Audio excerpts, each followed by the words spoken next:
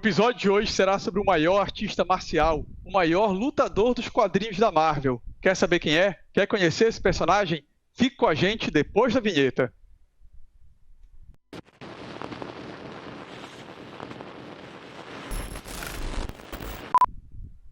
Fala pessoal, tudo bem? Seja bem-vindo ao canal. Eu sou o Osvaldo e estou aqui com o mestre André Loreto e o mestre Fábio.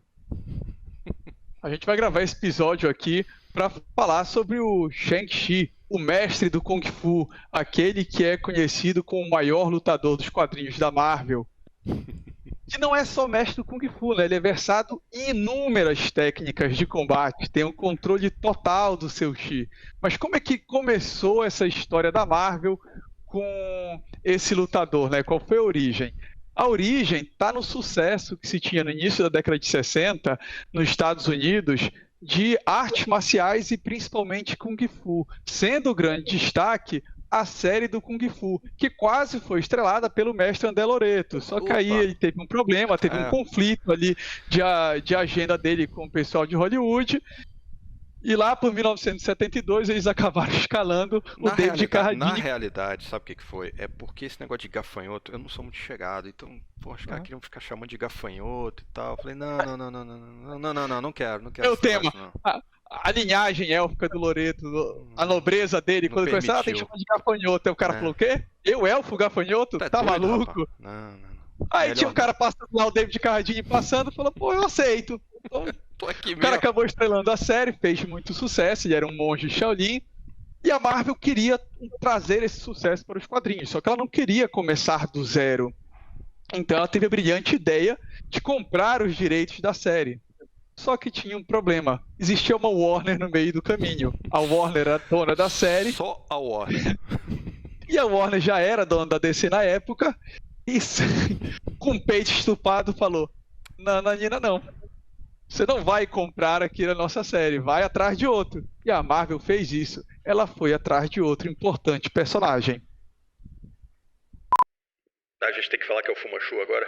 Agora vocês falarem do Fu Manchu. Tá, beleza. Agora a deixa. Ok, essa foi a deixa, né? Então, beleza, bora lá. A solução que a Marvel deu para essa situação que o Oswaldo está colocando foi comprar os direitos de um personagem da literatura pulp, que era o Fu Manchu. Né? O Fu Manchu e vários outros personagens que orbitavam ali nas histórias, né? Então a Marvel comprou essas histórias, esses personagens, adquiriu os direitos, melhor dizendo, mas assim, na verdade ela usou isso para criar um pano de fundo para um personagem original da Marvel, que é o nosso querido Shang-Chi, né? Então ela juntou as duas coisas, né? A história do Fu Manchu com o Shang-Chi, criando o enredo de que ele seria o filho do Fu Manchu, que tinha sido treinado desde a infância para substituir o pai, só que em determinado momento ele percebeu, né, a maldade, né, do pai, vamos colocar dessa forma, e aí decidiu seguir outro caminho, né? Aquele velho desentendimento de pais e filhos, só que no caso dele teve uma consequência mais dramática, né? Ele abandonou lá a cidadela do Fu Manchu e seguiu o próprio caminho dele. E assim começam as aventuras do Shang-Chi, aproveitando todo aquele clima da década de 70 lá de Kung Fu e etc e tal. Pô, mas não é só o Kung Fu, né, cara? Eu lembro que quando eu lia, cara, as histórias, eu ficava alucinado, porque eu também gostava muito de espionagem, né? Gostava de 007. E o quadrinho dele, cara, tinha muito desse clima, cara. Essas coisas dos vilões, né, do 007, daquele maquinário, vou conquistar o mundo e tal, e eles lutando contra. E tinha muito disso, cara, nas histórias. E eu achava sensacional, cara. Então eu adorava ler o Shang-Chi, cara, por conta disso. É porque, na verdade, eles criaram também todo esse enredo do Fu Manchu ser um criminoso internacional. Né? Então, nas histórias originais, ele já era um criminoso procurado, né, pelo Sir Dennis Nayland Smith e pelo Dr. James Petrie, que foram incorporados nos quadrinhos como fazendo parte ali, o Nayland, salvo engano, do MI6, alguma coisa ali. Então, o Fu Manchu era um criminoso internacional. Né? Então ele era procurado tal, por essas agências, e aí o Shang-Chi entra no meio dessa história. E foi quando o Shang-Chi vai para Londres que ele descobre essa faceta do pai dele e resolve bloquear, né? Logo na primeira edição, Não Loreto. é isso? Logo na primeira edição. Que ele vai pra lá e... Na primeira edição, inclusive, o Shang-Chi, ele é um assassino. Ele mata Ele foi mandado, o Dr.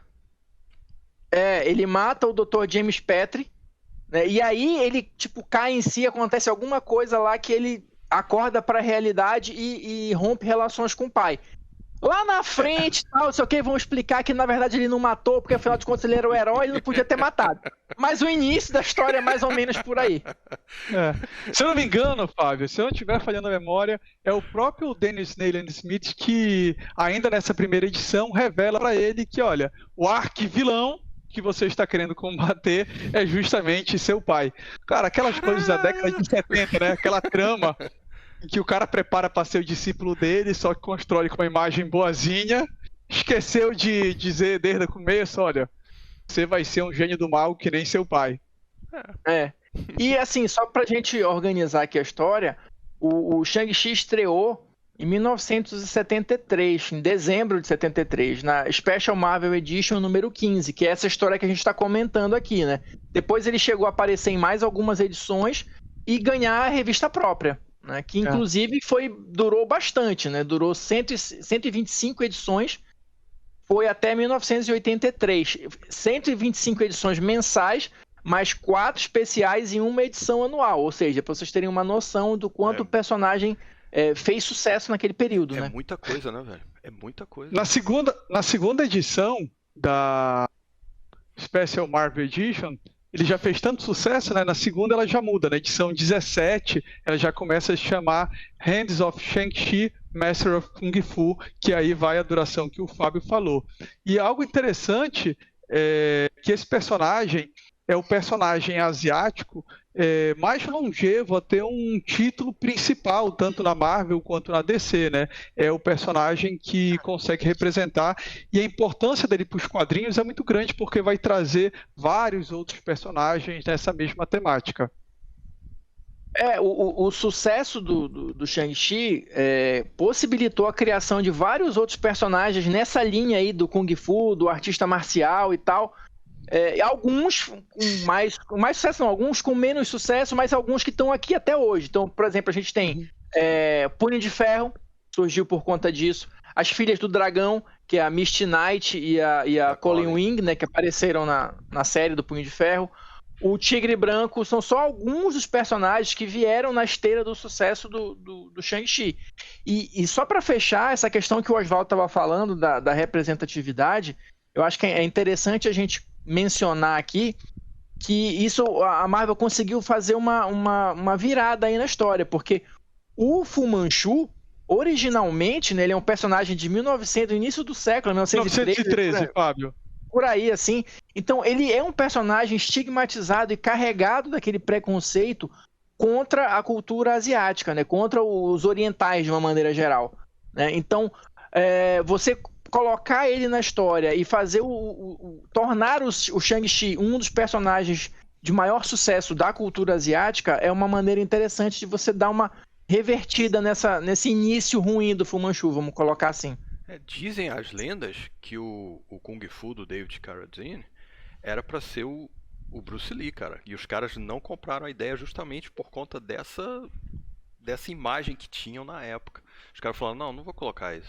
Apesar de dizem que a série foi idealizada pelo Bruce Lee. Eu sei que tem outras versões, mas eu prefiro acreditar na do Bruce Lee, que eu acho mais bacana. Você estava lá, você tem crédito, você tem como fé pública. Não, e assim, pegando o gancho do que o Loreto falou, o Shang-Chi ele foi criado pelo Steve Englehart e pelo Jim Starlin, que desenhou as primeiras histórias, né? Mas o personagem começou assim a ter um destaque maior na fase que o desenhista era o Paul Gulacy. E uma das coisas que o Gulacy fez foi justamente tornar o personagem mais próximo do Bruce Lee. Então você olhava aquele personagem do quadrinho e ele lembrava, né, o Bruce Lee. Não sei se isso tem alguma coisa a ver com a questão aí dessa história da série, né? Mas enfim, faz parte das lendas dos quadrinhos. Numa entrevista, Fábio, nos anos 2000, o Paul Gulus fala, ele não se lembra exatamente quando, qual foi o momento, assim, foi nessa edição aqui eu vou fazer isso. Mas foi sim intencional, o Bruce Lee tinha morrido na época, e aí ele pensou que seria uma excelente forma de homenagear o legado do Bruce Lee e, por consequência, o legado do Kung Fu, aproximando o Shang-Chi fisicamente do Bruce Lee. Sim, e assim, essa revista que eu mostrei aqui no início, né, a Panini tem publicado essas histórias mais antigas do Shang-Chi, e, cara, tem alguns quadrinhos que é impossível você olhar e não ver o Bruce Lee ali. Então, sabe, pra quem curte essa vibe do Kung Fu ou tem curiosidade de conhecer as histórias, muitas delas estão disponíveis aí, é só procurar. Tá. Mas o Shang-Chi tem mais um outro detalhe, né? Ele é conhecido pela Marvel como o maior lutador dos quadrinhos. Agora, qual é o superpoder que ele tem? Nenhum, ele é bom na porrada. Ele sabe tem bater. Ele tem o Chi, ele é o guerreiro Zen. É isso mesmo, ele não só é o mestre do Kung Fu, mas versado em várias outras artes marciais, também em combate armado. E o Chi dele, ele consegue levar para aquele nível de aguentar fisicamente mais do que as pessoas normais, ter mais força, mas ainda assim ele é um humano normal, né? Ele só consegue explorar, digamos assim, níveis máximos de um ser humano. Agora, no mano a mano, na técnica ali no braço, ninguém ganha ele. Aí, claro, pode entrar poderes, entre outras questões, mas no braço, ele é o mais sapo de todos.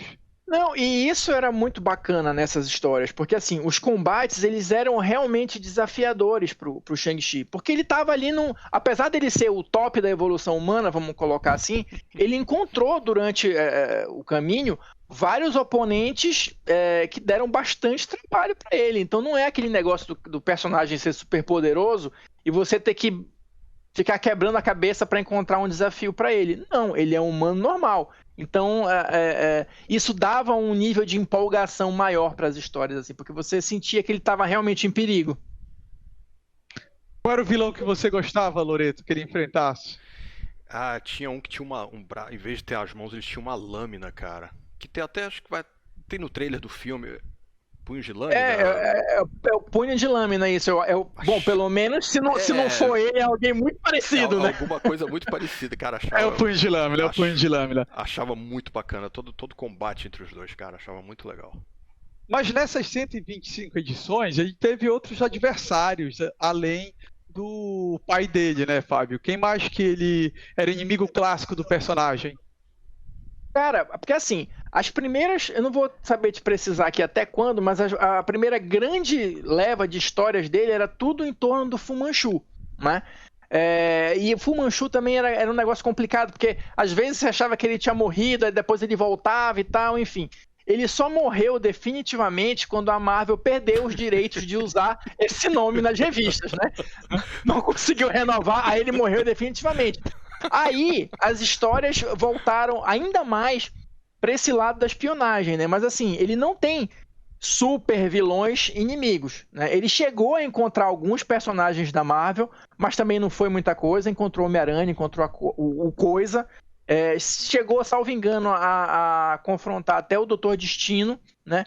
Mas os inimigos dele, clássicos, eram outros lutadores marciais. Tinha esse punho de lâmina que o Loreto falou. Tinha um que era o Sheng, não sei o que era o gato, eu acho. Era o nome chinês para o gato. Era um dos grandes inimigos dele também. Enfim, lutadores marciais dos mais diversos, né? E com as armas mais exóticas, com as, né? Enfim, com as bases secretas. Era muito 007 também o negócio, né? Aquele negócio da espionagem internacional do vilão com uma mega base numa ilha. Isso é a cara do Shang-Chi. Isso é muito legal, cara. É o mais bacana, velho, pra mim, esse clima que tem assim nas histórias, cara.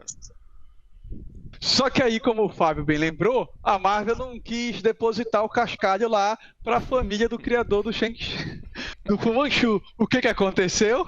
Perdeu os direitos. E aí, como a gente explicou, a Marvel criou o Shang-Chi, mas ela trouxe todos os personagens dos romances do Fu Manchu. E aí ela teve que readaptar isso para os quadrinhos. E isso foi feito em 2003, não foi isso? 2010, Fábio? Isso, 2010. Porque assim, só rapidinho, antes de a gente chegar lá. Quando a revista dele termina, em 83, o personagem meio que entra num limbo, né? Depois de alguns anos, ele volta a aparecer ali, porque é tipo como se a saga dele tivesse encerrado, né? Ele abandona o MI6, né, e tal, e vai viver como pescador, é o final zen do Shang-Chi. Mas aí, passados-se alguns anos, ele começa a fazer aparições esporádicas aqui e ali, né? Depois, lá para os anos 2000, já começa a ter outras minisséries e tudo mais. E aí, quando foi... Só que esse problema do nome Fu Manchu permanecia, né? Então, quando foi em 2010, que o personagem já estava, inclusive, participando de uma das equipes dos Vingadores, os Vingadores Secretos, que na época estava sendo escrito pelo Ed Brubaker. O Brubaker foi lá e deu uma arrumada na casa. O que foi que ele fez? Na verdade, Fu Manchu era só um dos nomes que um antigo feiticeiro imortal tinha. E esse feiticeiro era o Zheng Zhu. Então aí o Munhar para os íntimos, né? Aí ele resolveu esse problema. Então não tem mais negócio de Fu Manchu. O Fu Manchu era apenas um dos nomes usados pelo Zheng Zhu, que é o verdadeiro pai do Shang-Chi. E aí o personagem seguiu, né, nessa linha. Mas com uma abordagem um pouco mais moderna, com um uniforme mais moderno, inclusive até bem parecido com o que a gente vê nos trailers do filme, né? Não é aquele kimono, né? Uma coisa mais estilizada. Eu gostava era do kimono vermelho com detalhe dourado. Raiz, Loreto. Nessa época, inclusive, dos Vingadores, o Tony Stark aí já fazia muitas armas, aquelas armas tecnológicas, para poder aproveitar a perícia do personagem em armas. Só que também é importante a gente lembrar, acho que 2 equipes que ele participou, não foi isso, pessoal? Heróis de Aluguel. Sim. Foi uma, e outra eu acho que foi pelo selo da Marvel Max, Marvel Knights. Foi. Porque eu acho que, salvo engano, cronologicamente, os Heróis de Aluguel foi a primeira equipe que ele participou, né? Aí, porque já tinha aparecido algumas minisséries e tal, e aí ele foi para o Heróis de Aluguel. Mas teve essa Marvel Knights também, que na verdade durou apenas algumas edições, que até foram publicadas aqui no Brasil. Era um monte de heróis reunidos, os heróis urbanos, numa revista que se chamava Marvel Knight, no selo Marvel Knight, mas a equipe em si não tinha nome, né? Acabou a revista e a equipe não tinha nome. E era o Shang-Chi, Demolidor, a Viúva Negra, Cavaleiro da Lua, Justiceiro, Manto e Adaga, Doutor Estranho, era uma galera, todo mundo junto ali, numa revista que chamava Marvel Knight, né? Mas isso tudo foi o processo de reintrodução do Shang-Chi no universo Marvel, né? Tanto que depois ele foi ganhando espaço de novo, participou dos Vingadores, começou a participar de algumas sagas, né, ligadas com outros personagens, etc e tal. E a gente conhece assim o Shang-Chi, né? Um personagem que está próximo de estrear nos cinemas, depende de quando você for ver esse vídeo. André, você que acompanhou ali o personagem, deu várias ideias, quase foi escalado para estrelar a série do Kung Fu, o que você gostaria de ver nesse filme da Marvel? Bases gigantescas, muita ação. Acho que é isso que vai ter também, né, cara? Acho que é por aí. Eu queria ver uma coisa meio James Bond, cara. Eu ia achar bacana se tivesse. Pois é, isso aí eu confesso que eu tô um pouco na dúvida, assim. A gente vai comentar provavelmente o filme, né, depois que estrear, mas assim, pelo trailer, parece que essa pegada espionagem não vai rolar muito no filme, né? Parece que vão para um lado mais místico, né, da questão do feiticeiro mesmo, dos 10 anéis e tal, aquele negócio. Não sei se personagens clássicos, né, dessa época da espionagem, tipo Blackjack Tarr, Lei Wu, se vão aparecer no filme, né? Mas eu acho que vai ser um bom filme, só não sei se vai pegar esse lado da espionagem, né? Pelo trailer, acho que não. Eu queria que tivesse, não sei se vai ter também não. Pessoal, deixe seu comentário aqui com a gente, diz se você era da época do Kung Fu, se você já é da época do Karate Kid, se você leu o Shang-Chi, se você está conhecendo o personagem agora, não deixe de dar sua curtida, a gente fica por aqui que a gente tem que treinar nosso Chi. Falou, galera, boa noite.